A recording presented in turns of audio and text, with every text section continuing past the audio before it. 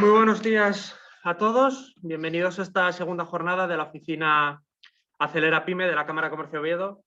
Antes de nada, agradecer a Juan Parte Arroyo y a César Granda su presencia en esta jornada y a todos vosotros por asistir.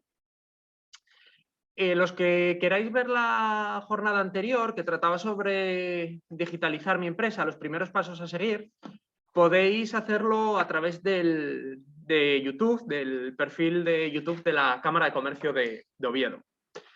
La jornada de hoy tratará, yo creo, sobre uno de los temas de más actualidad que hay ahora mismo, sobre todo desde hace un tiempo con los ataques que ha sufrido pues, los ministerios, el SEPE, etc., ¿no? Es el tema de la ciberseguridad.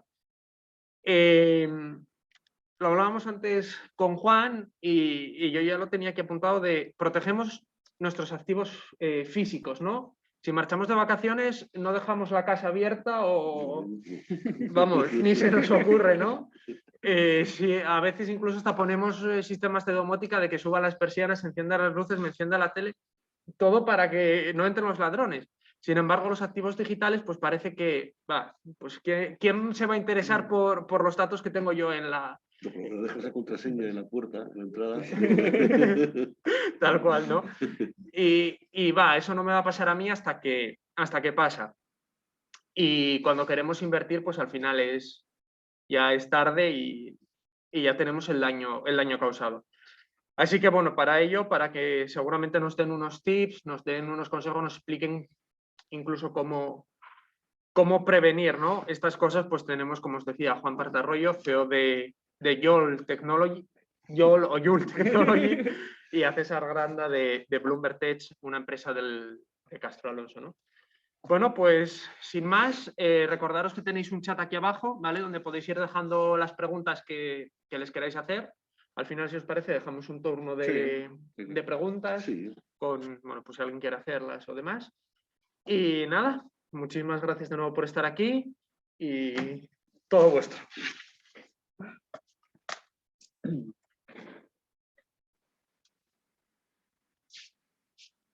Perdona, para compartir, ¿dónde Sí. estoy acostumbrado a manejar? ¡Pum! Aquí, compartir pantalla. Vale. Es esta, ¿no? Es esa. Vale. Compartimos y la ponemos. Ahí. Bueno, buenos días a todos. Lo primero, agradecer tanto al Cluster TIC como a la Cámara de Comercio de Oviedo que quiera contar conmigo para esta jornada. Esta jornada va sobre la ciberseguridad y sus retos. Bueno, primero, presentarme. Mi nombre es César Granda. Soy consultor de ciberseguridad, aunque mi especialidad realmente dentro de la ciberseguridad es el Red Team, es la seguridad ofensiva. Soy lo que hoy se conoce como hacker ético. Entonces, bueno, me enfrento a estos retos todos los días de mi trabajo. Pues para entender lo que es bueno, lo primero que tenemos que entender qué es la ciberseguridad, qué significa. Es también conocida, es la seguridad de la tecnología de la información, es la relacionada con la informática o la telemática que se enfrenta a que se enfoca a la protección de infraestructura computacional y todo lo que está vinculado a ella, ¿vale? Comprende no solo lo que es software, sino también hardware, redes, computadoras y todo lo que la organización o la empresa entienda como un riesgo o valore como un riesgo en el que haya una información involucrada que puede ser de carácter confidencial. No solo afecta a lo que es seguridad de equipos, sino yo también entiendo como la ciberseguridad como seguridad física, ¿vale? Lo que puede ser un control de accesos, unas cámaras de grabación, todo eso también está implicado dentro de la ciberseguridad. Pues evidentemente estamos en un país en el que está formado mayoritariamente, o el mayor tejido empresarial está formado por pymes, ¿vale? Y en muchas pymes el tema de la ciberseguridad es una parte olvidada. Y esto viene de que sea una parte olvidada, de que hace unos cuantos años pues las pymes no contaban con tantos servicios digitales como ahora mismo, ¿vale? Pues antes tenían un correo electrónico y poco más, un mail corporativo y poco más. Pues ahora ya cuentan con una web, ya cuentan con un servicio de mensajería, incluso cuentan con varios servicios digitales que pueden ser atacados y que a través de estos servicios digitales puedan ser, conseguir una entrada hacia su infraestructura interna. ¿Vale? Y esto es un estudio que hizo Google en 2019 sobre el panorama actual de la seguridad en España, en el que la mayoría de las pymes, o un 67%, no disponía de un protocolo o unas normas mínimas de ciberseguridad. Y esto es un problema, porque si no tienes estas normas o estos protocolos de ciberseguridad, puedes ser atacado. No es que puedas ser atacado, es que vas a ser atacado. Vas a tener posiblemente un incidente de ciberseguridad, uno o varios, y esto hay que prevenirlo, porque como pongo debajo en la imagen, podéis ver que el coste de un ataque a una pyme puede ser de hasta 35.000 euros, ¿vale?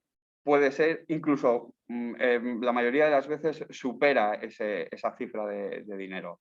Ya muchas veces porque nos piden un rescate, porque van a publicar la información que nos han robado. Eso vamos a ir viéndolo cómo se hace y qué pasa. Y ya os digo, el 60% de las pymes en la actualidad, después de recibir un ataque, tiene que cerrar, ya que no puede recuperar el servicio, no puede volver al trabajo diario y eso es un problema para las empresas, ¿vale?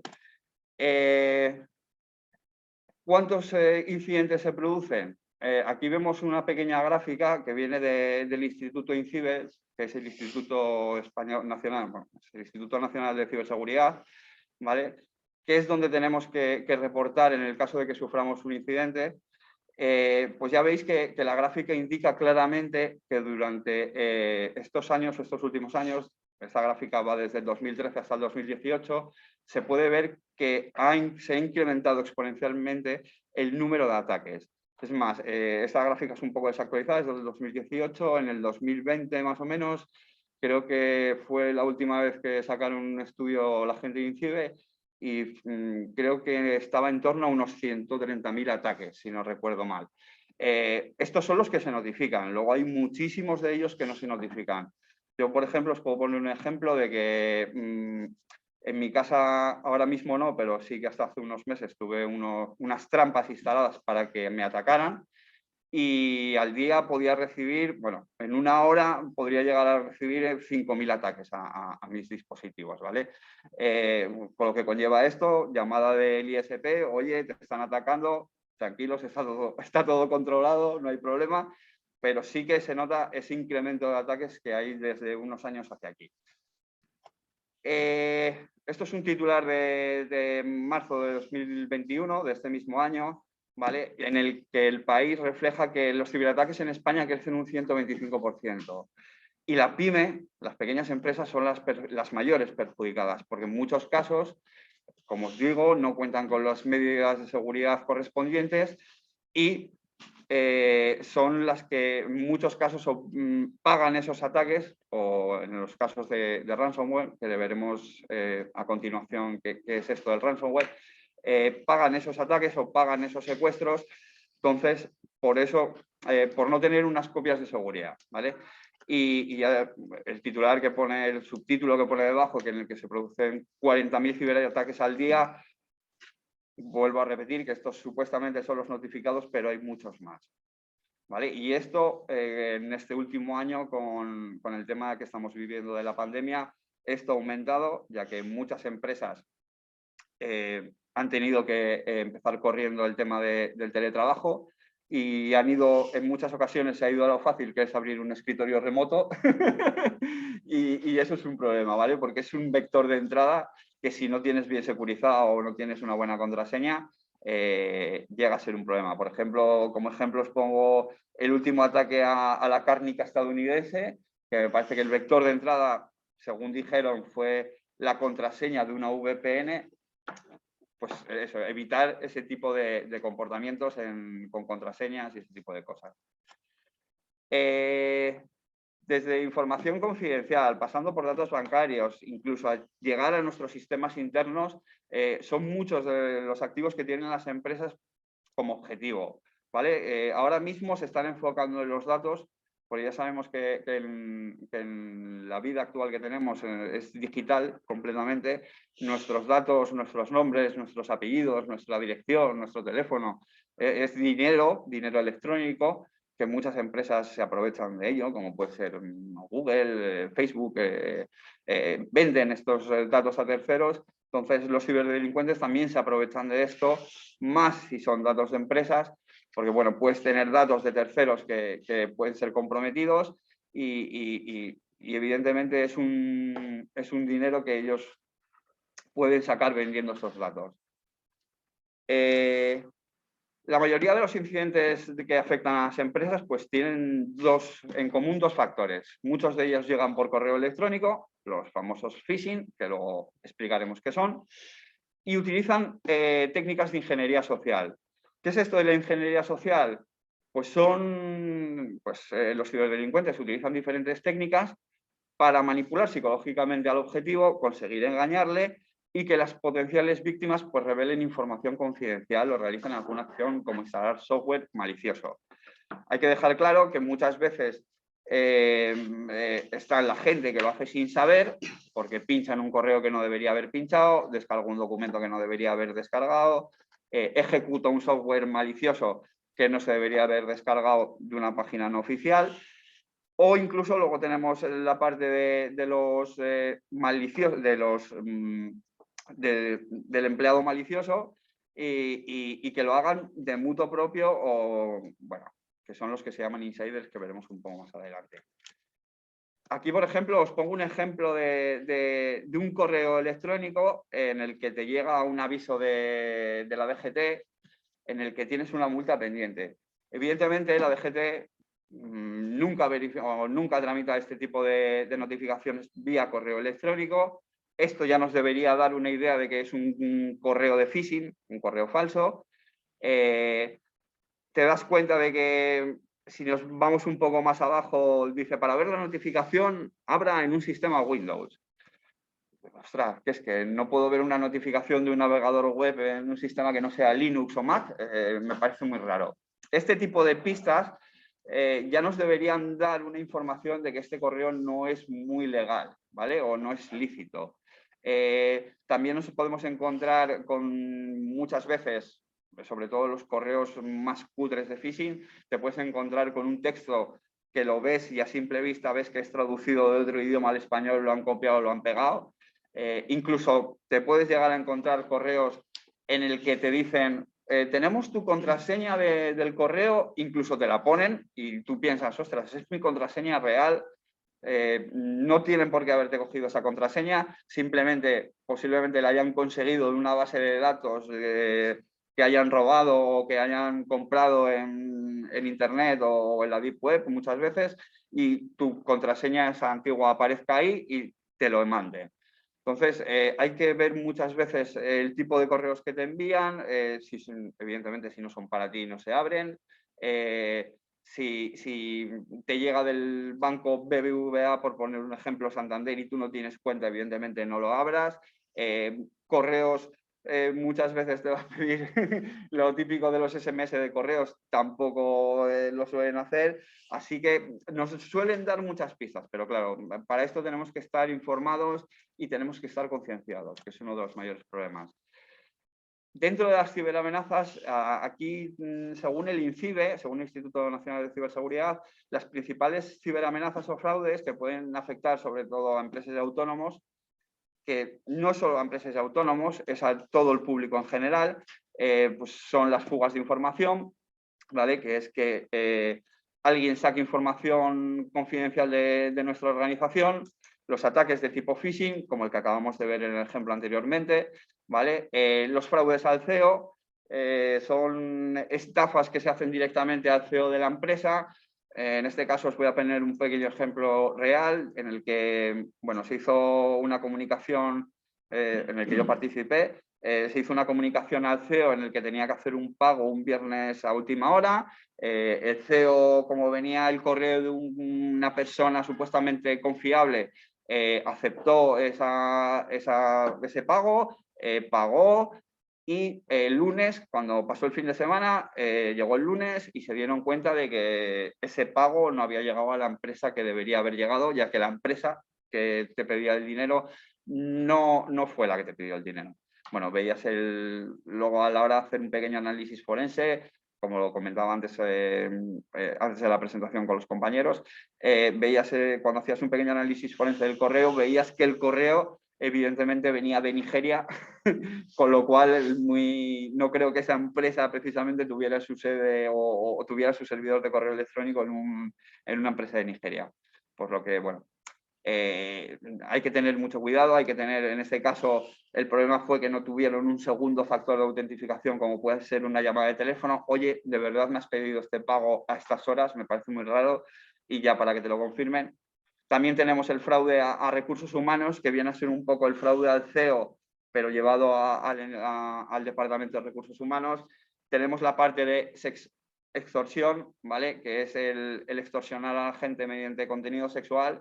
Lo típico es que te llega un correo diciéndote, bueno, pues te he pillado por tu cámara web, entrando en páginas de pornografía, visualizando contenido pornográfico, se lo voy a enseñar a todo el mundo, vas a tener un peso muy grande sobre tu conciencia, más o menos te vienen así los correos, hay veces que son muy místicos incluso, y me tienes que pagar tantos bitcoins en menos de 48 horas. Pues bueno, ese tipo de correos, ya os digo, son todos un fraude, la mayoría de ellos no son reales, así que tener mucho cuidado. Incluso llegar a comprometer la cadena de suministro. ¿Qué quiere decir esto? Pues llegar a comprometer a tus proveedores, ¿vale? Muchas veces los ataques vienen de un tercero, no vienen a ti directamente. En este caso podemos poner el último ejemplo más grande que ha pasado, o que ha salido más en las noticias, que fue el ataque a la empresa SAC, que ahí fueron a comprometer al proveedor de servicios de muchas entidades, entre ellas el Ayuntamiento de Oviedo, varios ayuntamientos de España, pero ahí comprometieron a lo que era el proveedor de servicios, ¿vale? No comprometieron a las empresas directamente. También tenemos ataques contra la web corporativa, en este caso son ataques te cambio la imagen, ¿vale? Esto ha pasado algunas veces con ciertos partidos políticos en el que han atacado su web era vulnerable a ciertos ataques y han podido cambiar la portada de la página web. El fraude falso del soporte de Microsoft, esto yo pensaba que era un mito hasta que me tocó. Te recibes una llamada, en este caso fue a mi domicilio, en el que me llamaba una persona con acento extranjero. Yo, por lo que pude hablar con él, porque bueno, yo intenté seguir la corriente, por lo que pude hablar con él, me dio la sensación de que era indio o pakistaní, más o menos, por el acento que tenía, y te pedía que te decía que tu que tu sistema operativo Microsoft estaba desactualizado, necesitaba una actualización, y bueno, y te pedía que llegaras a instalar un escritorio remoto para que se pudiera conectar. Hombre, en mi casa la verdad que ahora mismo sí que tengo, en la época en la que me llamaron, no tenía ningún equipo con Windows, ¿vale? Son todos Linux, entonces me resultó gracioso que me llamaran. Incluso volvían a insistir si les colgabas, al día siguiente volví a recibir una llamada, incluso a horas intempestivas, sobre las 7 de la mañana volvieron a llamar, pidiendo lo mismo. En ese caso cogió el teléfono mi madre, colgó porque no entendía nada, no hablaban, es que incluso no hablan bien español, por lo que es imposible que te lo creas, ¿vale? Tener mucho cuidado. Hay incluso, yo tengo compañeros o gente que conozco por Twitter que ha grabado esas llamadas y las ha colgado, buscarlas y oírlas porque pueden ser muy, muy graciosas, ¿vale? Bueno, tenemos otro fraude, que es las campañas de correo electrónico con malware, ¿vale? En este caso, pues te llega un correo electrónico. Ahora lo típico, estamos en época de renta, de la declaración de la renta, pues ahora te puede llegar un correo electrónico con un documento PDF sobre tu declaración de la renta. Y dentro de ese documento PDF, que parece inofensivo, te instalan un código malicioso o un malware, te lo descargas, lo abres y ya te ha entrado en tu red, ¿vale? Tener mucho cuidado con estas campañas. El INCIBE, tanto el INCIBE como otras empresas, hablan siempre de este tipo de anuncios y este tipo de campañas y avisan sobre ellos, así que, bueno, estar atento a ellos porque puede salvaros muchas veces de problemas. Y luego tenemos los ataques de denegación de servicios. Estos son ataques ya dirigidos mucha a infraestructura web, a lo que es una web. Imaginaros, ¿qué es la denegación de servicio? Pues es dejar sin servicio un servicio en Internet, por ejemplo, una web. Esto suele pasar muchas veces de manera que no es un ataque cuando se produce, por ejemplo, un concierto de una persona muy famosa en un sitio, que intentamos todos conectarnos a la vez para sacar las entradas y la web se cae, ¿vale? Pues es una denegación de servicio, no, evidentemente no maliciosa, pero sí que deja de funcionar el servicio. Esto se hace de manera maliciosa, evidentemente. Se hizo hace unos 4 años contra páginas como la Warner, Sony y diferentes grandes empresas, desde parte de Anonymous, ¿vale? Porque bueno, no les gustaban sus políticas y este tipo de cosas, y les atacaron y les dejaban sin servicio.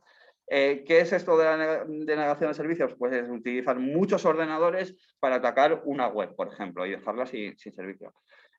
Un ejemplo una denegación de servicios muy mala, por ejemplo, sería una denegación de servicios hacia Amazon. Imaginaros Amazon 1 hora caída sin poder realizar ventas. Sería una pérdida de dinero brutalísima para Amazon, ¿vale? A lo mejor en tu web es solo informativa, te hacen una denegación de servicios, se te cae la web y bueno, no pasa nada. Pero si vendéis por esa web o si hacéis ciertos trámites por esa web, pues puede llegar a ser un gran problema. El ransomware, que es la mayor amenaza que tenemos actualmente en las pymes, pues es, aquí planteo, ¿qué sucedería si la información de tu propia empresa fuera inaccesible? Pues que no podrías trabajar, ¿vale? Y aquí hablo de cualquier tipo de empresa. El día a día se vería afectado y no podrías llegar a hacer el trabajo.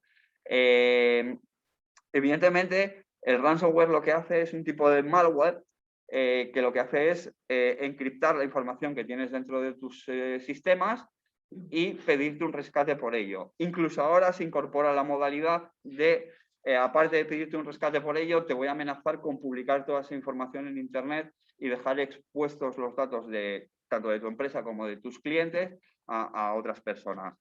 ¿Qué pasa si aquí, cómo se solucionaría esto? Pues teniendo unas copias de seguridad para poder restaurar todo esto si en un momento te ves afectado.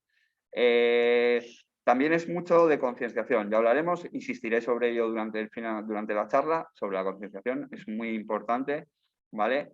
Y en muchos casos estos ataques no solo afectan a un equipo, sino afectan a toda la red de tu organización, se propagan como una plaga y acaban encriptándote toda la información que tienes en tus equipos. Esta creo que es una de las más conocidas, hace 3 años o 4 años, 2017 me parece que fue. Esto es WannaCry. Seguro que algunos se asustan con esta imagen si les aparece en el equipo. Fue el que atacó a Telefónica entre ellas, ¿vale? Y ya veis, os da un mensaje de qué está pasando, qué puedes hacer para recuperar tus archivos, cuánto tienes que pagar y cómo hacer el pago. Incluso te dicen cómo hacer el pago, que si tienes problemas para pagar incluso te dan un poco más de tiempo. Siempre te suelen dar un tiempo límite para que no estés ahí pensándotelo mucho. Lo ideal aquí es no pagar, ¿vale? Cuando te entra un ransomware, lo ideal es que hubieras tenido tus copias de seguridad. En base a tus copias de seguridad, restaures toda esa información y no pagar. ¿Cuál es el problema? Que muchas veces incluso nos afectan o nos encriptan estas copias de seguridad, lo cual llega a ser un problema porque no tenemos nada con qué trabajar. Y puede llegar a ser, esta es la causa del cierre de varias empresas o de muchas empresas a lo largo de los meses y del año, ¿vale? Es uno de los mayores problemas. Bueno, esta ya lo habíamos visto. Una de las principales amenazas también son nuestros propios trabajadores, ¿vale? Los trabajadores de la empresa son creo que de las mayores amenazas que existen en una pyme o en una gran empresa. Y yo, aunque hay gente que no los divide en 2 tipos, yo los divido en 2 tipos, que son los usuarios que no conocen las amenazas o que no tienen unos conocimientos mínimos en ciberseguridad, que aún así trabajan todo el día con el ordenador, pero que no se les ha dado una pequeña formación en ciberseguridad.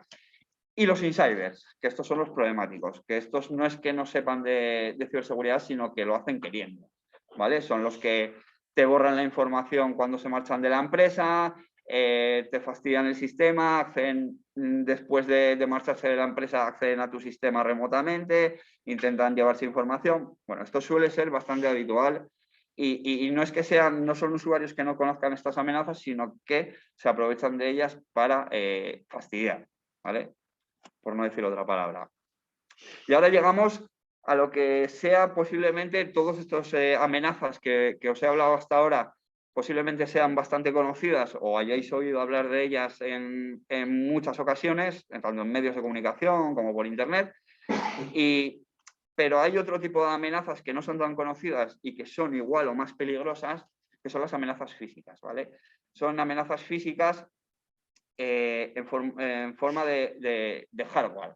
En este caso tendríamos, aquí os pongo una selección que hice de ellas, ¿vale? Que son las que creo que más pueden afectar a una empresa o una pyme, que son los dispositivos USB, ¿vale? Esos dispositivos, esas memorias USB y esos discos duros que tenemos todos por la empresa y que alguna vez pinchamos en algún equipo, que se usan con un descontrol bastante grande, ¿vale? En nuestra empresa posiblemente tendremos una Wi-Fi, en muchos casos incluso dos Wi-Fi, las cuales pueden ser atacadas y pueden ser comprometidas. El siguiente icono indico que también tenemos dispositivos para atacar redes cableadas, redes LAN, las redes internas de nuestras organizaciones. Incluyo también la tecnología RFID y NFC, porque cada vez se está utilizando más como control de accesos a las empresas. Yo en mi empresa, yo os pondré un ejemplo, pero hace unos días se puso un control de este tipo y veremos que incluso pueden ser atacados. Por eso cuando al principio os hablaba de ciberseguridad, incluía la ciberseguridad o incluía la seguridad física por este tipo de cosas, ¿vale? Aquí vemos las amenazas físicas en formato dispositivo USB, ¿vale? Se utilizan varios formatos, en este caso tenemos el formato memoria USB, ¿vale? Que es el más conocido, es el más antiguo de todos. En este caso el que muestro es el más conocido, el primero que salió, que es el Rubber Ducky, ¿vale? Que incluso salió cinematográficamente en la serie Mr. Robot, lo utilizan en la serie. Al lado tenemos es lo mismo que el Buzz USB, ¿vale? Estos dispositivos, bueno, primero os explico cómo funcionan. Estos dispositivos cómo funcionan es, nosotros los pinchamos en un equipo, en un ordenador, y el ordenador, en vez de reconocerlos como una memoria USB, los reconoce como un teclado, ¿vale? Lo cual nos permite interactuar a través del USB con el teclado del equipo, ¿vale? Nos permite meter comandos y realizar diferentes acciones. En este caso, ya os digo, tengo tres variantes. El primero es el Rubber Ducky, el segundo es el OMG cable, ¿vale? Es un cable que parece un cable normal, funciona como un cable normal, ya que pasa tanto datos como carga eléctrica a los dispositivos. Al pincharlo en el ordenador, lo que hace es crearnos una Wi-Fi y a través de esa Wi-Fi podemos conectarnos al cable y lanzar comandos. Está muy, muy chulo el dispositivo. Y el tercero que tenemos es el WHID Elite. Este incluso lleva un módulo de tarjeta SIM, lo cual nos permite interactuar con él a través de mensajes de SMS, ¿vale? Podríamos manejar este dispositivo a través de un teléfono móvil sin estar ligeramente cerca, a cientos de kilómetros del dispositivo, con un teléfono móvil y mediante mensajes SMS, de una manera bastante sencilla. Tenemos otro tipo de dispositivos. Estos ya no van a tanto atacar sistemas, sino como a dañar los propios equipos, ¿vale? Es el USB Killer.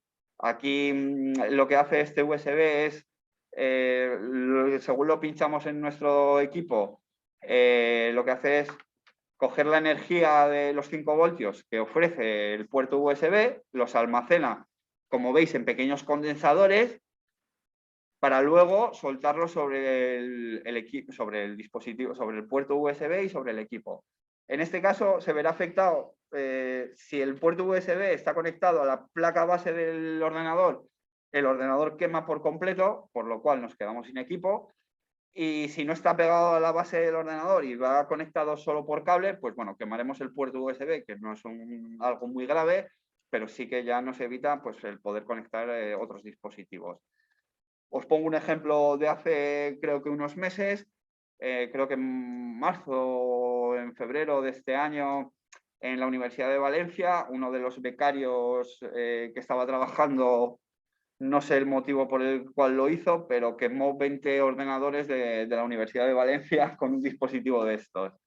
La Fiscalía le pide 3 años, no es ninguna tontería, y bueno, y ya os digo que el proceso es pinchas el USB, lo sacas y el ordenador ya ha dejado de funcionar.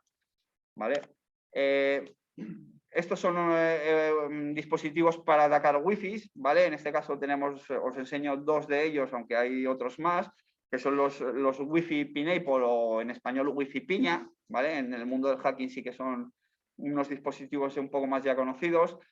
Sirven para atacar redes Wi-Fi, tanto para atacar como para auditar esas redes Wi-Fi, ¿vale? En este caso os presento 2 modelos que son el Wi-Fi Pineapple Tetra, que es el grande, es el de 4 antenas, y el Nano, que es el pequeñín de 2 antenas y que está orientado a conectarlo a un móvil, ¿vale? Y manejarlo desde un dispositivo móvil. Esto imaginároslo, lo podemos llevar metido en el bolso, conectado al móvil, ir manejando desde el móvil e ir pues, haciendo ataques a diferentes Wi-Fi que nos podamos encontrar, ¿vale? Son la verdad que aparatos bastante chulos y la verdad que funcionan bastante bien. Aquí tenemos dispositivos para redes LAN, ¿vale? Son dispositivos que implantamos dentro de una red, ¿vale? En este caso es un dispositivo el cual le conectamos un cable de entrada de internet, un cable de salida de internet, le podemos añadir incluso una memoria USB para poder exfiltrar información, y lo que hacen estos dispositivos básicamente es darnos acceso remoto, un acceso remoto y encriptado hacia la red LAN donde los situamos, ¿vale? Imaginaros que una empresa es muy grande, que tiene 3 o 4 sedes o tiene varias plantas en el mismo edificio. Lo podemos llegar a instalar en un rack o en un armario donde tengan la conexión y nosotros ya tendríamos un acceso físico a esa red, podríamos incluso analizar la red, realizar ataques dentro de su propia red y esto es una ventaja porque nadie, a no ser que se hiciera un inventario de dispositivos o algo así, sabría que estamos dentro de su red. Son dispositivos realmente pequeños, aquí ya veis que el tamaño será no más que un mechero y la verdad que se pueden esconder de una manera muy sencilla. En este caso vamos a lo que os hablaba antes de los dispositivos RFID y NFC, ¿vale? Que son dispositivos que ahora se están utilizando mucho en el control de accesos. En este caso os enseño para mí el más potente de todos, que es la Proxmark 3 RDV4, el cual nos permite copiar, escribir, emular, clonar tarjetas RFID y NFC y hacer sniff de comunicación, que esto es muy importante, snifar la comunicación que hay entre el lector cuando pasamos la tarjeta y la tarjeta que le pasamos.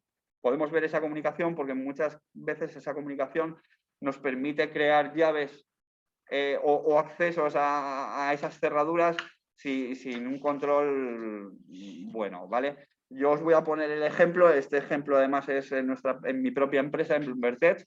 Se pusieron las cerraduras la cerradura de entrada y salida hace una semana, como quien dice. Yo hablé con el suministrador, con el proveedor de las cerraduras, en su momento hablé con él y me dijo, no, tranquilo, estas cerraduras son muy difíciles de copiar, estáis seguros, no sé qué. Bueno, pues el viernes por la tarde a última hora, sobre las 2:30, se hizo la instalación del sistema, nos dieron las llaves y tardé como 1,5 minutos con este dispositivo, tardé 1,5 minutos en hacerme una copia de seguridad de la llave, poder instalarla en otro dispositivo y ahora yo a mi empresa pues accedo no con la llave normal, sino con mi propia llave, ¿no? Tengo una llave diferente a lo de los demás.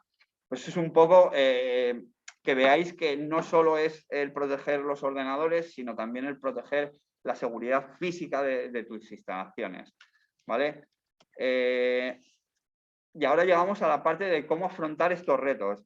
Pues estos retos, según un estudio promovido por Google, el 68% de las pymes, el mismo que gestiona la empresa es el que gestiona la ciberseguridad, cosa que no puede ser, ¿vale? Cosa que no debería ser así. Es imposible, y yo entiendo que es imposible para muchas pymes el tener una persona con un rol específico de ciberseguridad. Es entendible porque, bueno, puedes tener a tu informático o a la persona que maneje la informática de la empresa, pero para tener un rol específico de ciberseguridad tiene que tener una formación específica un poco en ciberseguridad, ¿vale? Entonces, ¿cuál es la solución si no tenemos un rol específico? Pues buscar profesionales externos, ¿vale? Que te creen pues, esos planes de seguridad o que te indiquen qué vulnerabilidades tienes en tu empresa y cómo solucionarlas. Ese es mi trabajo, ¿vale? Ese es en lo que yo me dedico. Yo hago el pentesting, hago análisis de vulnerabilidades y remito al cliente, oye, mira, tienes estas vulnerabilidades, puedes solucionarlas así, te doy incluso la solución, ¿vale? ¿Y cómo afrontar también los retos? Pues aquí es uno de los principales retos, ¿vale? Yo siempre digo que el usuario, el eslabón más débil de la cadena de la ciberseguridad es el usuario, ¿vale? Que es el principal reto que tienen las pymes. Es más, yo creo que el 90% de los ataques que sufren las pymes o las grandes empresas, siempre hay una interacción del usuario, ¿vale? Siempre hay un usuario de por medio, ya sea sabiéndolo o no sabiéndolo el propio usuario, o sea, siendo consciente de que está haciendo algo malo o no siendo consciente de ello, pero siempre hay o la mayoría de las veces hay un usuario de por medio implicado, ¿vale? Y la concienciación en este caso es fundamental. Pero cuando digo fundamental lo digo con palabras mayúsculas, en subrayado, entrecomillado. Para mí es el primer problema de las pymes, ¿vale? Y hay que enseñarles en cuestiones de cómo ver correos de phishing, qué pautas siguen esos correos para ver que son malos, la creación de contraseñas seguras. Eso es primordial para mí. O sea, una contraseña no puede ser de menos de 6 caracteres, tiene que llevar números, mayúsculas, minúsculas, caracteres especiales, ¿vale? Tienen que ser de mayor de 8 caracteres, porque eso influye mucho a la hora de que nos hagan un ataque, por ejemplo, de fuerza bruta, y que si tenemos una contraseña insegura van a tardar minutos, cuando digo minutos, incluso segundos, en poder sacar esa contraseña, ¿vale? Y en muchas ocasiones también es saber a responder a ciertos incidentes.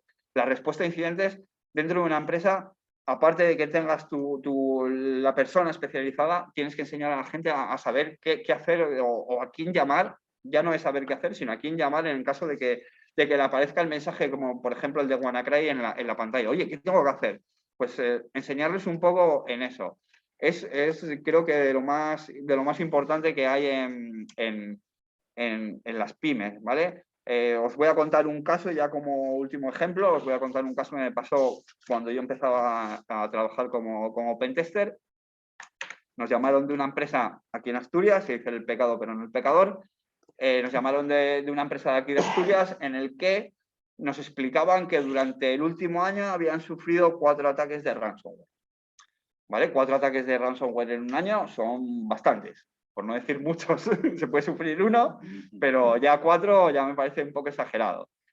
Y nos pidieron que, bueno, en una visita rápida revisáramos su infraestructura. Bueno, cuando se revisó esa infraestructura se vio que todo estaba más o menos bien. Bueno, tenía lo típico de la contraseña del servidor puesta en el teclado, ¿vale? Que, bueno, eso te lo puedes encontrar, le puedes decir, oye, mira, pues esto no es lo más ideal, pero bueno, la tienes ahí, la tienes ahí. No vamos a ser muy estrictos, pero además, bueno, fue una visita rápida. Y nos explicó que bueno, nosotros vimos que tenía una infraestructura bien, o sea, tenía un antivirus, tenía su firewall por software, tenía el antivirus, no era el Defender, no era el de Windows propio, sino era uno incluso de pago, y no entendía por qué le pasaba eso. Evidentemente, si nosotros después de hacer ese pequeño análisis preliminar, vimos que el problema eran los usuarios. Tenía 18 o 20 trabajadores Y el problema era ese, que los usuarios no sabían muchas veces dónde pinchaban, qué documentos se descargaban o por dónde navegaban en Internet. ¿Qué pasó? Que en un momento dado, cuando nos pidió una solución, le ofrecimos unas charlas de concienciación y no nos volvió a llamar. Nunca volvimos a saber más de esa persona. Por eso es primordial. Muchas veces te puedes gastar, esto ya como conclusión de la charla, te puedes gastar 15.000 euros en un firewall, que lo valen.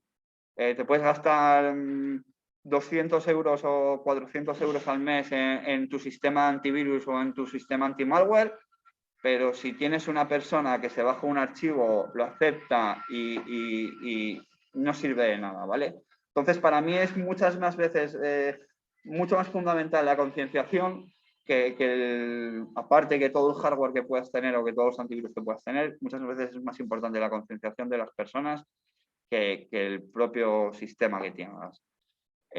Bueno, hasta aquí ha llegado mi charla. La verdad que muchas gracias por estar aquí, por estar viendo la charla. Muchas gracias a mis compañeros y bueno, le dejo el turno a mi compañero para que podamos seguir.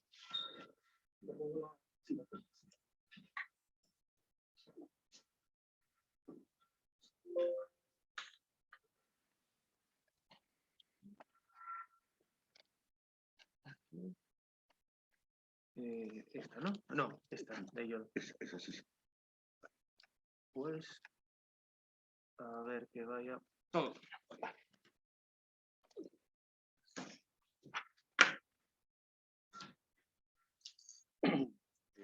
Hola, buenos días. Mi nombre es Juan Arroyo. Vengo aquí como representante de Youth Technology, gracias al clúster y bueno, de las cámaras. Os doy mi palabra, en principio, de que yo no preparé junto con César la presentación, pero hay muchas cosas que vamos a coincidir porque realmente las personas que nos dedicamos a esto no tenemos puntos de discusión, sino puntos de coincidencia, y es lo que voy a intentar transmitiros con esta pequeña exposición. Voy a tratar de empezar con unas pequeñas diferencias que deberíamos de considerar, que la ciberdelincuencia simplemente es personas que tratan de beneficiarse de una forma no legal y perjudicando a otras. Eso es un espacio que está claro y está penado y cada vez más descrito en los códigos penales de los diferentes países. En los espacios, cuando hablamos de Deep Web o Dark Web, la diferencia que existe con el espacio que utilizamos todos cuando empleamos Google o cualquier otro buscador, es que en estos espacios la información no está indexada, pero aquí podemos encontrarnos a New York Times o al FBI. O sea, son espacios que podemos utilizar para muchas cosas y para delinquir también, pero no es un espacio propio o sea, que en el momento que una empresa lo pueda utilizar o que lo podamos utilizar de una forma concreta, seamos delincuentes por ello. Igual que las conductas, ¿no? El hacking es una conducta ética en el que nos puede proporcionar muchísima información para poder tomar nota y securizar nuestras estructuras. Y la ingeniería social es el dolor de cabeza de todas las personas que nos dedicamos a esto, ¿no? Sí. Bueno, esto es una gráfica que podríamos mostrar en las estadísticas de consumo de Internet. Realmente la parte, digamos, la surface, que es la parte, digamos, transparente, no indexada, es la más pequeña de uso. Pero insisto, no quiere decir que la gente que se mueva en esos espacios de Deep Web o Dark Web intrínsecamente tengan que delinquir, que nos podemos encontrar, como antes comentaba César, packs de tarjetas o packs de números de tarjetas de crédito que han sido sustraídas, sí, pero también nos podemos encontrar empresas que no les interesa absolutamente nada que sus entornos de trabajo estén indexados y aparezcan en esa capa, digamos, más transitable por la mayoría de la gente, ¿no? Voy a ir aquí un anterior. Dentro de los hábitos de la empresa o de nuestras empresas, normalmente descuidamos lo que son políticas de actualización de los sistemas operativos. O sea, Si nosotros utilizamos sistemas Mac, sistemas Microsoft o sistemas Linux en la distribución que sea, sabemos que todo este mundo siempre es un mundo vivo. O sea que hay actualizaciones porque hay vulnerabilidades, hay empresas que detectan las vulnerabilidades y las publican. Por ejemplo, Microsoft publica las vulnerabilidades, con lo cual ya no solo que tengamos que descubrir que un sistema tenga un problema de seguridad, es que las propias compañías lo publican. Entonces, pero lo publican después de que el propio desarrollador de estos programas tenga la solución, no antes. Con lo cual, si tenemos el sistema operativo actualizado, la probabilidad de que tengamos un problema de esa vulnerabilidad es pequeña. ¿Qué ocurre? Que también hay un porcentaje muy alto en el que hay sistemas de todo tipo que no están actualizados. Y ahí, sobre ellos, pues el software, las aplicaciones que utilizamos no siempre están actualizadas de la forma adecuada. César comentaba antes políticas de contraseñas, o sea, podemos poner 1, 2, 3, 4. Hay un montón de equipos que podemos entrar con la contraseña, con la credencial de administrador, o sea, el de superusuario, con contraseñas irrisorias, 1, 2, 3, 4, Asturias. Cosas que son increíbles. Política de antivirus, política de antimalware, políticas de gestión.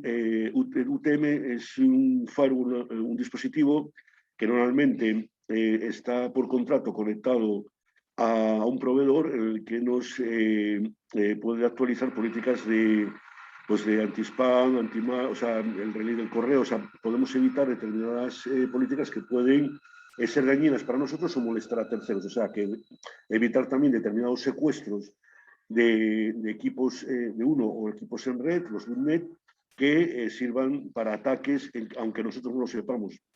Este problema es el problema chino. Muchos ataques vienen de China, vemos que vienen de China.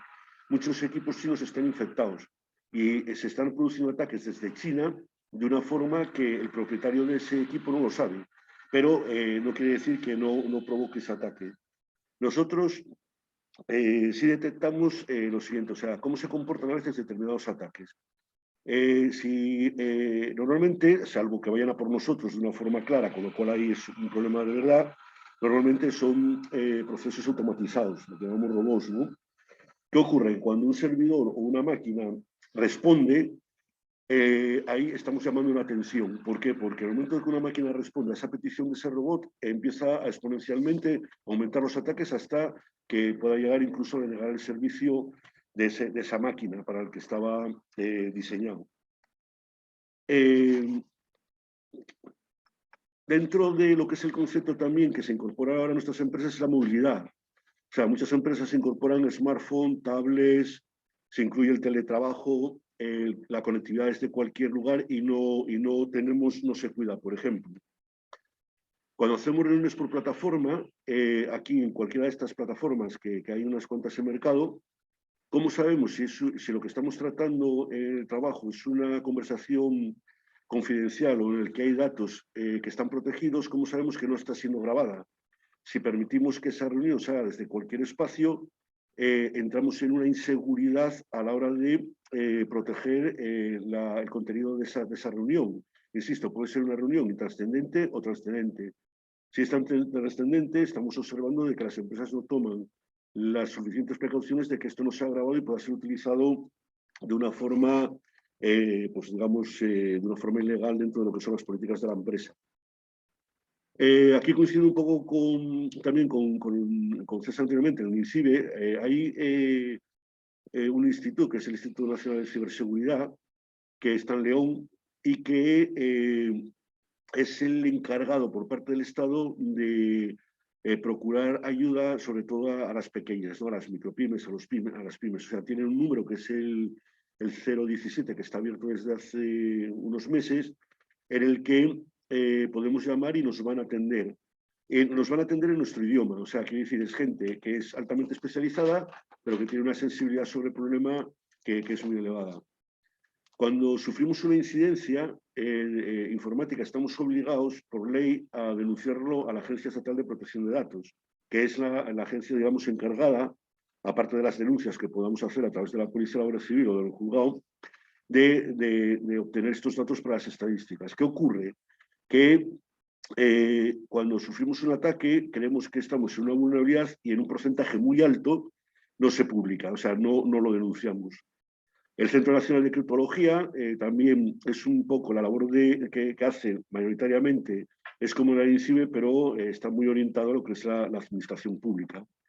Si sufrimos un ataque, yo recomiendo que no se pague, que se denuncie, porque está claro que tanto la policía como la Guardia Civil están desbordados en muchos temas, pero debemos de denunciar porque son personas que también están trabajando en esto y son personas especializadas y también nos van a entender y van a tratar de ayudarnos. Por favor, yo sí pido que se denuncien estas cosas y sobre todo que en ningún caso se pague, ¿no? Tenemos en cuenta que, como decía César, hay un montón de código malicioso que, vamos, en la historia digamos, de comunicación relacionada con lo que es el concepto de las nuevas tecnologías, pues el ransomware, que era lo que os comentaba César, el phishing, que era suplantación, virus, lo que son incluso el adware, los pop-ups, que en algunos países pues son más legales que en otros, los Rockies, spyware, bones, gusanos, bueno, hay un montón, hay una fauna que sería, bueno, pues interminable prácticamente, ¿no? Y contra esto, pues la única forma de protegernos de una forma natural, está claro que si una empresa factura 150.000 euros al año, no se puede gastar 150.000 en seguridad informática, no sería rentable. Y ahí es donde tenemos que buscar la rentabilidad y la objetividad dentro de lo que son las pautas. Pero es que un antivirus, hay antivirus de mercado que valen 30 euros al año, con lo cual no digo de poner checkpoints en todos los casos, pero bueno, tener simplemente una sensibilidad y sobre todo de conducta, ¿no? En cifras, que también coinciden obviamente con las que os comenté antes, César. Se hablan de que se van a superar los 5 billones, siempre es euros, dólares, no se van en pérdidas globales en 2021. En los datos de 2017, más de 120.000 incidencias, con lo cual en el 2021 estamos muy por encima de ellas, insisto, denunciadas. Se incrementan en un 120-125% los ataques informáticos. Y lo que es más penoso, que sí le importa a los países, es que el 60% de las pymes españoles afectadas por un ciberataque importante acaba cerrando. ¿Qué significa? Que esto significa paro, esto significa que los estados tienen que desembolsar parte de los recursos del Estado en cubrir obviamente las coberturas de los trabajadores, pérdidas para las empresas. Entramos en un problema socioeconómico importante y que, como os decía, también comentaba César, hay que tomárselo de una vez por todas en serio. Víctimas. Vimos estos entornos y aquí se voy a distinguir la última, que es la SAC con el Ayuntamiento de Oviedo, que es el ataque al proveedor, que también os lo comentaba César. Cadena SER, Mafre, Prosegur, SESPE, pero no solo cayó, también a la vez del SESPE a nivel nacional cayó el catalán. O sea, están atacando los viernes por la tarde. Mafre también fue un viernes por la tarde. ¿Por qué atacas un viernes por la tarde? Por ejemplo, el 15 de agosto es un caramelo. ¿Por qué atacas el 14 por la tarde? Porque no hay nadie, o antes no había previsiones de que el personal cualificado que podía trabajar en estos asuntos pues está en la playa, ¿no? Con su cerveza, que bien merecida. Entonces, ¿qué ocurre? Que hay que recuperar a estas personas que ya por sí están muy fatigadas a la de su trabajo y fastidiarles su ocio para poder establecer criterios de reparación. En el caso de la SAC es atacar al proveedor. En el caso del proveedor, este es un caso más complejo, pero yo aquí sí tenemos experiencia. Nosotros detectamos ataques que en el concepto de la virtualización, bueno, la virtualización realmente, las máquinas que surgen de esa virtualización realmente son archivos. Y si detectamos ataques sobre plataformas en Hyper-U y en VMware que hacen ransomware sobre los archivos que realmente son máquinas virtuales. Entonces, esto también está ocurriendo, pero esto ya os digo que es en la estructura de proveedores de servicios. Entonces, hay que tener cuidado en varios puntos y hay que tener ese entorno, ¿no? de seguridad. Consecuencias de la pérdida de información. Pues el desarrollo de la actividad se va al garete. No sabemos si entregamos o no entregamos cierta mercancía, partes de trabajo, horas de facturar. Pagar el rescate, insisto, sí es verdad que si nos cifran la información, el comportamiento es el siguiente. Nos suelen dar un pequeño nos muestran un pequeño ejemplo de descifrado con uno o dos archivos.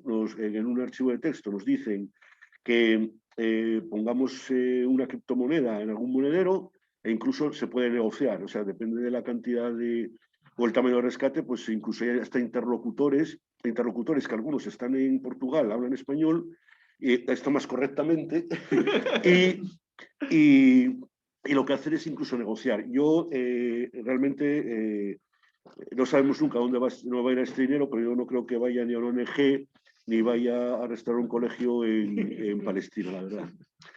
La reputación que tenemos, o sea, oye, ¿me puedes dar información? No tengo ni idea de lo que me estás contando porque tenemos todo nuestro sistema cifrado. Oye, ¿va a venir la persona que me dijiste a la reparación, que es que tengo que parar esta máquina?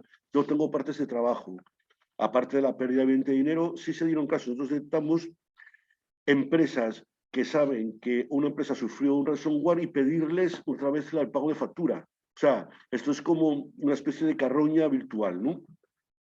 Y como consecuencia final puede llegar a ser ese cierre patronal.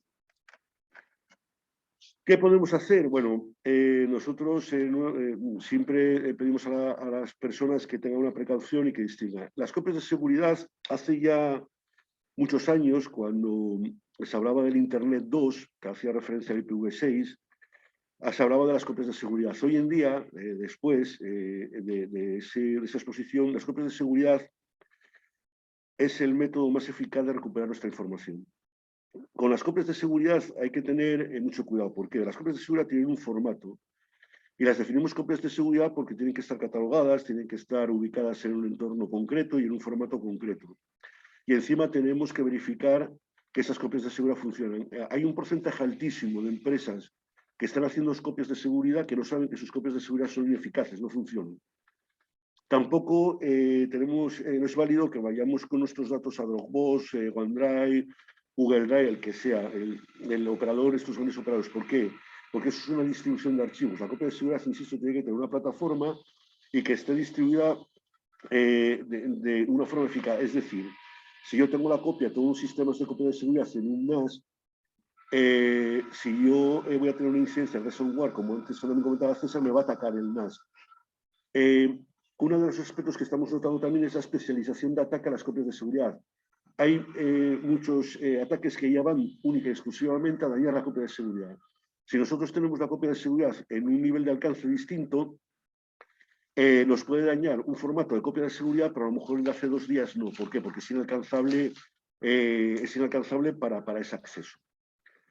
También hablaba antes el concepto de los escritorios remotos y de las VPN. A ver, la VPN es como si estamos en el segundo A y en el segundo B y abrimos una puerta entre el segundo A y el segundo B. Si entramos en el segundo A, ya entramos en el segundo B. O sea, es un problema de securizar esos formatos de acceso de una forma razonable que antes también lo comentaba César.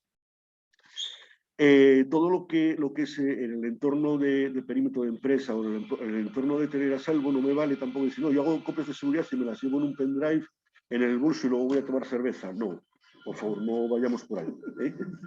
O sea, no hagáis esto.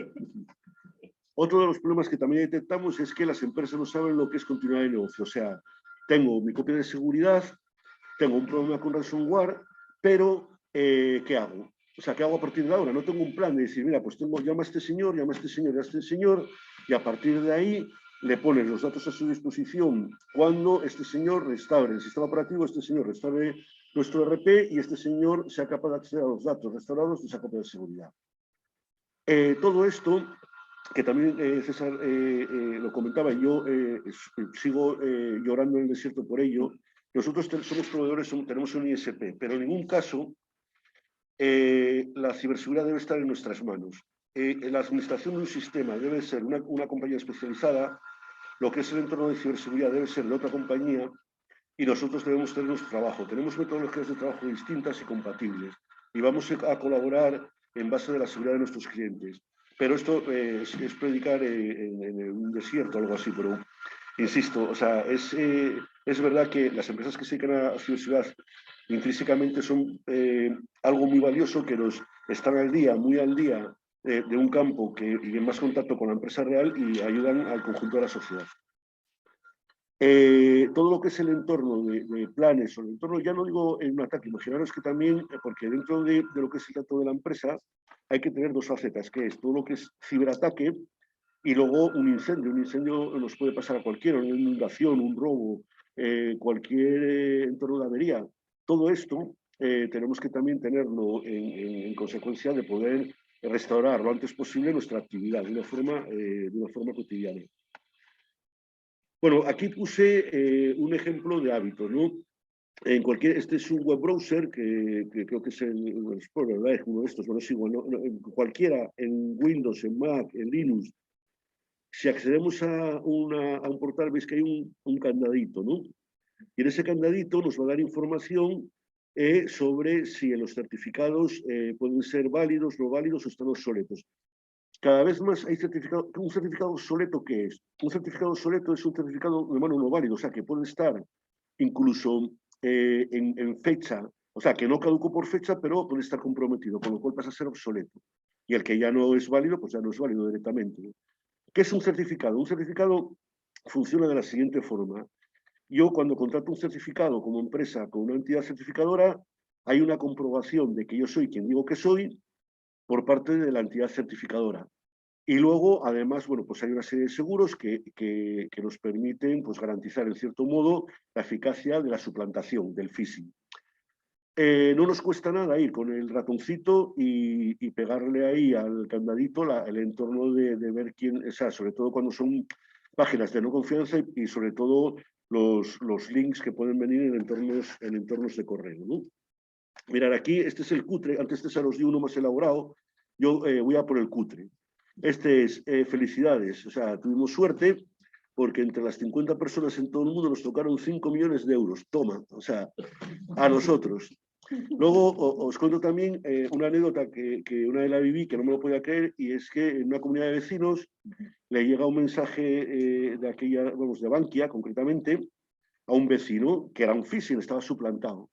Y entonces se lo cuenta un vecino y el vecino va todo indignado al banco diciéndole por qué a él no le llega esa comunicación. Entonces, claro, entonces eso, insisto en la ingeniería social que puede ser un dolor de cabeza. Entonces, bueno, pues en este, que es el bueno, que este es cutre, pero aunque no os lo creáis, hay gente que pica en este cutre. Mirad, aquí viene, o sea, esto es de Naciones Unidas, me dice United Nations, bueno, veis ahí que pone, y luego veis que el apellido, lo que es el entorno donde me lo envían, pone Inbox LV, ¿no? O sea, que es algo que conoce todo el mundo, o sea, todo el mundo cuando va a Nueva York va a ver el edificio de Inbox LV, en vez de la ONU.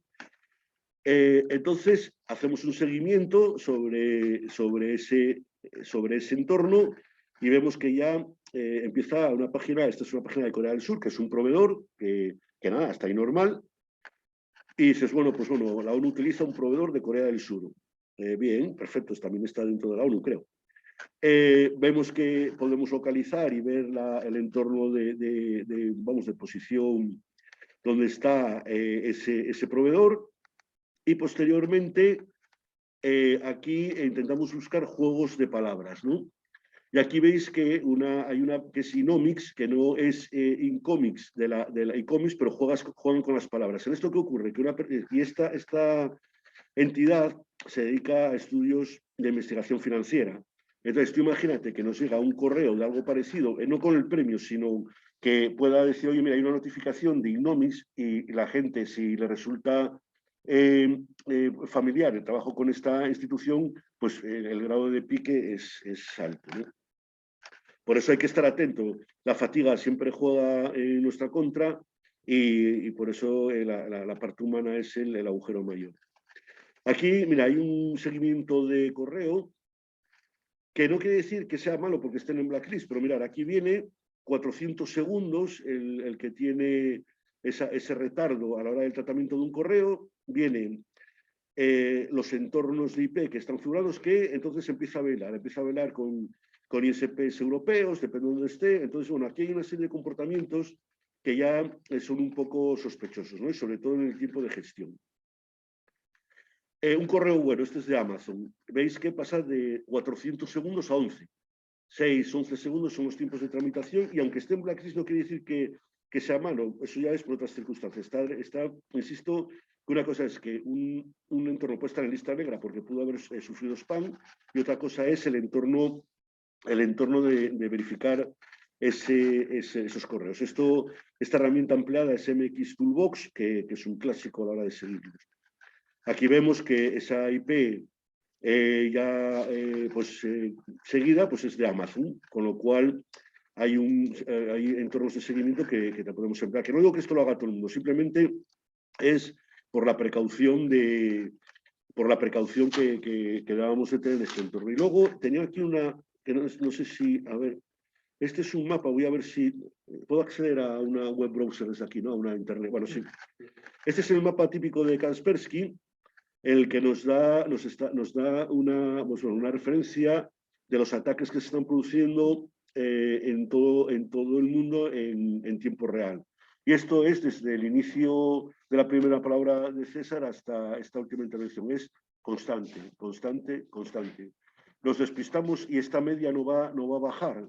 Siempre va a ser... Es que no estás compartiendo esto, entonces te lo voy a poner para que compartas la pantalla y así la gente lo vea. Vale, sí. Pantalla, bueno, ahora nos verán ahora ya. Vale, bueno, este es un mapa de Kaspersky, que es muy típico, y es el que nos dice, el que nos está indicando el tipo de zonas, el tipo de ataques y las cabeceras de ataque que se está ocurriendo constantemente en todo el mundo. Entonces, esto es constante y nuestra atención no. Sí, os pediría, por favor, que fuésemos sensibles y, sobre todo, que los parámetros de sentido común que tenemos a la hora, que tenemos que aplicar a la hora de proteger nuestros datos, pues que nos lleven a que realmente es un activo y ese activo se convierte en euros. Y espero que, tanto lo que os comentó César como lo que os estaba comentando, pues que sirva de una pequeña sensibilización y que no hace falta ser la NSA, ni mucho menos, pero sí tener unas medidas mínimas de precaución. Tanto la parte de hierro, como explicaba César, como la parte lógica de conducta a la hora de un correo, que vale más borrarlo que leerlo, y ya nos lo volverán a llamar, nos lo volverán a comentar.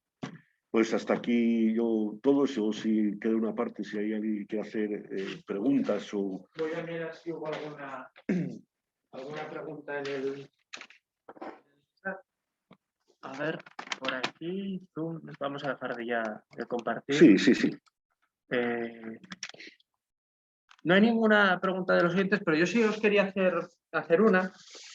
Y es, llevamos trabajando 1 año y medio desde casa. ¿Se notó el incremento de ataques por la vulnerabilidad de que el usuario al final está en casa, no está en una red de empresa que puede estar mucho más protegida durante...? Ya te digo, tengo, en mi casa tuve instalado una serie de trampas, sí que noté un aumento, no exagerado, pero sí que un aumento, sí que se atacaba mucho, ya te digo, el tema de los escritorios remotos, que fue la solución que tomaron la mayoría de las pymes y de las empresas cuando se empezó con el tema del teletrabajo, de los confinamientos. Entonces, sí que ahí se notó un aumento de ataques, pero creo que en la línea de lo que vamos a ir sufriendo año a año. O sea, esto no es porque estemos en pandemia, estemos haciendo teletrabajo, se nos va a atacar más, sino esto va a seguir siendo así porque no por la pandemia, sino porque nos estamos digitalizando cada vez más. Las instituciones públicas cada vez más nos piden más cosas por Internet, más trámites por Internet.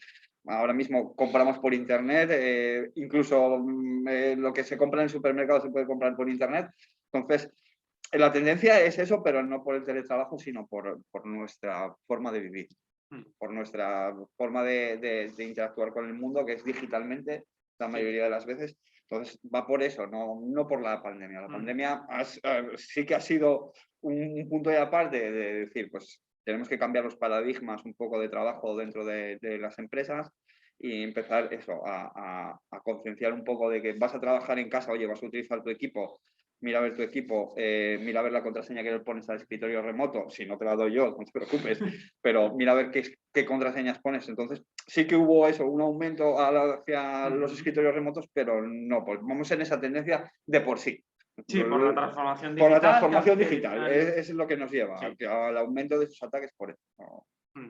Nosotros, por ejemplo, de los clientes que nos pidieron, nosotros el escritorio remoto lo securizamos de una forma que nuestro cliente pues tenga, obviamente tiene una seguridad, se puede hacer con certificados, con llaves concretas, pero notamos una tranquilidad, pero claro, tienes que tener una apuesta. Un escritorio remoto no es digamos, no sé, lo que puede recomendar por sí mismo, ¿no? ¿Por qué? Porque es un entorno que tiene muchos años. El escritorio remoto, ten en cuenta que lo desarrolla para Microsoft Citrix hace, bueno, la tira, ¿no? Entonces es una tecnología ciertamente conocida y que hay que securizarla como cualquier otro aspecto. Entonces, volvemos a lo mismo, simplemente tener un poco de precaución con las herramientas que vayas a utilizar. Vale. Pero bueno, ahora, como dices, César, la implicación de que tienen las empresas de lo que es el teletrabajo o de automatizar, por ejemplo, lo que comentaba de la llave de su empresa. Mucha gente está aplicando domótica y es que sí, ya no simplemente, es que con un sniffer de captación de frecuencia abres la llave del garaje. O sea, Sí. Yo tengo dispositivos con los que puedes copiar llaves de coches, puedes copiar los mandos del garaje. No hay ningún problema para ese tipo de cosas. O sea, y ten en cuenta que hay plaquitas así, Sí. que son computadores que puedes hacer un montón de cosas. Entonces, claro, hay que ser consciente de que todo lo que es el entorno de domótica aplicada a seguridad hay que tener también bueno, pues su precaución. En el caso de suplantar un entorno de red, enchufar una red, en una empresa grande tienes que tener tus precauciones. O sea, normalmente cuando tú vas al mercado y compras un suite de 48 puertos, en cualquiera de ellos funciona. Tienes que tener cierta precaución. O sea, vamos a ver, si solo utilizas 20, ¿por qué expones los otros? ¿No? Claro. Entonces hay que, claro, y tener sobre todo ese mapa de red, ese inventario. Ese inventario que te permite es decir, oye, importante. porque en este puerto tengo este tráfico, esa monitorización que no tiene sentido. ¿Por qué? Porque es el de fichar. Sí. Si ficho a las 8, ¿qué coño hace con tráfico a las 10 de la mañana? Claro, sí. Y son cosas que son pequeños detalles y por eso la función que tienen las empresas que se dedican sobre todo a conseguir esa seguridad, esa sensibilización directa al cliente son fundamentales y van a seguir siendo. Pues mira, tenemos aquí una pregunta de Paz que dice, tengo una duda. Cuando ves un correo sospechoso de phishing, directamente lo borro sin ni siquiera abrirlo. Alguna vez abro el correo por error, especialmente desde el móvil, pero no pincho ningún enlace ni abro archivo adjunto alguno. ¿Es riesgoso simplemente abrir el correo? Bueno, contestar a esto... A ver, es complicado. A ver, ten en cuenta que la evolución del código malicioso hubiera más. O sea, a lo mejor yo ahora te puedo decir, no te va a pasar nada porque si no lo linkeas o no ejecutas nada, pero eso esta respuesta ¿hasta cuánto vale? Eso te vale para ahora, ¿no? Claro. Mira, hay un término que se llama lista gris, que es listas de confianza. Sí. Vamos a ver, si las empresas tienen listas de confianza, te puede llegar un correo, porque es lo que pasa. Por ejemplo, yo si quiero atacar al Banco de España, no voy a empezar por el presidente, a lo mejor tengo que empezar por la abuela del presidente del Banco de España, en un entorno de ingeniería social, que también te pueden atacar, pero bueno, yo contestaría que, hombre, no, normalmente, y sobre todo si tienes protegido tanto tu dispositivo móvil como tu PC, normalmente te lo va a detectar, pero de momento no toques ni links ni abras nada, o sea, de ese correo. Yo estoy un poco como él ahora mismo, pues a lo mejor abrir el correo no supone nada, ver el contenido del correo, pero estamos en un mundo que evoluciona muy rápido y ya va a llegar un momento, y ha habido casos en los que abrir el correo, simplemente el hecho de abrir el correo ya puede ser un problema. Entonces, si ves un correo sospechoso del cual no te fías, yo que soy muy curioso y es mi trabajo, en este caso yo es mi trabajo y sí que los abro y los miro y me descargo los archivos y los ejecuto a ver qué pasa, no recomiendo que se haga, no. Se cierra, si ves que es un correo confiable lo borras, si es algo importante no te preocupes que ya te lo volverán a notificar. Y si dudas, oye, me enviaste, ya es utilizar el teléfono y hablar con esa persona directamente, oye, ¿me enviaste este correo pidiéndome esto? Sí, no, oye, que no, pues borrado. Oye, incluso le informas a él, oye, pues mira, te están suplantando con el correo y tal, mira, a ver, pues a lo mejor es tu contraseña que te la han robado, cambia, ese tipo de cosas. Utilizar lo que se llama un segundo factor de autentificación, que ahora se ha puesto muy de moda en los accesos, que es mete tu contraseña y luego te mando pues la firma digital, que es lo típico de los bancos, o el SMS con un código. Pues esto llevarlo también a este tipo de... Cuando te llega un correo, no confiar 100% en el correo y decir, oye, me estás pidiendo pues, a lo mejor una transferencia monetaria, vamos a hacer Estoy de acuerdo, sí, sí. una verificación, un segundo paso. ¿Vale? Para mí es importante este tipo de cosas, el no actuar, el no confiar en el correo electrónico como un medio de comunicación confiable, sino ir un poco más allá. Y sobre todo, esto no lo hagáis un viernes por la tarde. No. Correos viernes a partir de las 3 de la tarde, olvidaros. Un lunes a primera hora, mejor. Sí. Si te llega, lo dejas para el lunes a primera hora. Bueno, pues gracias, Paz, por esta pregunta. Gracias, César. Gracias, Juan, por venir aquí, por participar con nosotros de esta jornada. Y bueno, si tenéis alguna duda que no, bueno, pues que os surja a raíz de esta charla, podéis escribir al correo oap@camara-obi.es y yo se lo hago llegar, Sin problema. os lo remito y directamente pues que se pongan en contacto con vosotros. Así que nada, muchas gracias. También muchas gracias al Cluster TIC y nos vemos en la siguiente, que será el 6 de julio, sobre la digitalización de los procesos de las empresas. Así que nada, muchas gracias y hasta la próxima.